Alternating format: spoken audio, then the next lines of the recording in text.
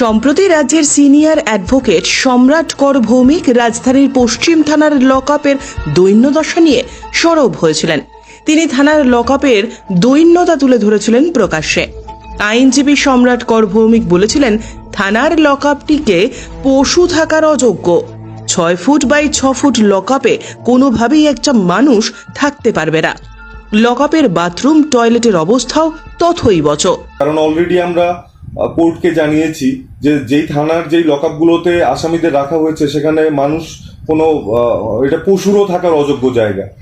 একটা 6 foot by 6 ফুটের এনক্লোজারের মধ্যে একই জায়গায় আপনাকে ভাত খেতে দেবে আরো 4টা আসামির সঙ্গে, এবং সেটার কোনায় এক জায়গাতে হাফ ওয়াল দেওয়া একটা ল্যাট্রিন বাথরুম, যেটার অবস্থা কহতব্য নয়। কারণ 41D অনুযায়ী আমার জুনিয়ররা ইয়েতে গিয়ে ইন্টারোগেশনের সময় 1-2 বার আসামিদের সঙ্গে দেখা করেছে, তখন লকআপের যা চেহারা দেখে এসছে এবং যা বর্ণনা আমি পেয়েছি সেটা কহতব্য নয়। আর এছাড়াও অন্য মামলার ক্ষেত্রেও লকআপের চেহারা আমি দেখেছি, তো এইভাবে ওরা রেখেছে। তো আমাকে এবার আইনজীবী সম্রাট কর ভৌমিক বলেছেন, লকআপে থাকা অভিযুক্তদের মশার কামড় সহ্য করতে হচ্ছে, মধ্যরাতে ডাকছে পুলিশ। লকআপের এই করুণ অবস্থার কথা তিনি আদালতকে লিখিতভাবে জানিয়েছেন। অভিযুক্তদের জিজ্ঞাসাবাদের সময় জুনিয়র আইনজীবীরা সচক্ষে লকআপের এই জরাজীর্ণ অবস্থা দেখে এসেছেন এবং রিপোর্ট করেছেন তার কাছে। আইনজীবীর বক্তব্য ছিল, দেশের সর্বোচ্চ আদালতের সমস্ত নির্দেশ লঙ্ঘন করছে লকআপগুলি। এমন ব্যবস্থা করে রাখা আছে যাতে সারাক্ষণ আসামিকে মশা কামড়ায়। রাত্রেবেলা 1টার সময়, 2টোর সময়, 3টের সময় পুলিশ ডেকে ডেকে তাদেরকে দাঁড় করিয়ে রাখে, ঘুমোতে দেয় না, সারা রাত দাঁড় করিয়ে রাখে। তো এইভাবে টর্চার চলছে, যেটাও আমাদের দেশে সুপ্রিম কোর্ট যেই আইন প্রণয়ন করেছেন সেটা সম্পূর্ণ বিরুদ্ধে। রাজ্যের সিনিয়র আইনজীবী সম্রাট কর ভৌমিকের মুখে ভেসে ওঠা থানার লকআপের বর্ণনা একেবারেই সত্যি। রাজ্যের সবকটি থানা ও পুলিশ ফাঁড়িগুলোতে থাকা লকআপের অবস্থা একই। প্রতিটি লকআপ বিদ্রূপ করছে সুপ্রিম কোর্টের নির্দেশকে।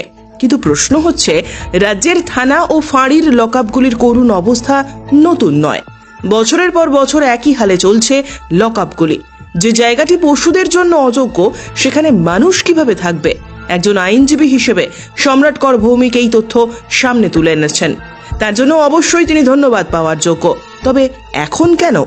সাধারণ মানুষের কথায় এর আগে সম্রাট কর ভৌমিক কখনো তো সরব হননি থানার লকআপের অবস্থা নিয়ে। তিনি বহু মামলা করেছেন, প্রতিটি মামলায় গ্রেপ্তার হওয়া অভিযুক্তদেরও এ সমস্ত লকআপেই থাকতে হয়েছে। তখন কেন সম্রাট কর ভৌমিক কিছু বলেননি? মানবিক দৃষ্টিকোণ থেকে তিনি আগেই সরব হতে পারতেন লকআপ ইস্যুতে। মানবাধিকার লঙ্ঘিত হলে একজন আইনজীবী প্রশাসনকে চোখে আঙ্গুল দিয়ে দেখিয়ে দিতে পারতেন। প্রয়োজনে জনস্বার্থে আদালতে মামলাও দায়ের করতে পারতেন। কিন্তু রাজ্যের এই সিনিয়র আইনজীবী এমন কোনো কিছু করেননি।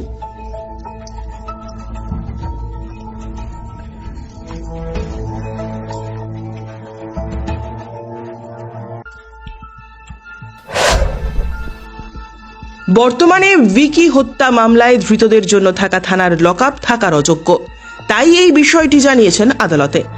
আগে কখনো সম্রাট কর ভৌমিক লকআপের দৈন্যদশা আদালতকে লিখিতভাবে জানিয়েছেন বলে জানা নেই, হয়তোবা দিতেও পারেন। একটা বিষয় পরিষ্কার, ভিকি হত্যা মামলায় ধৃত সম্রাট কর ভৌমিকের মক্কেলরা হয়ে উঠেছে ভেরি ভেরি স্পেশাল। তাই লকআপে তারা ভালো অবস্থায় নেই, স্পষ্টভাবেই বিষয়টি খোলসা করেছেন তিনি।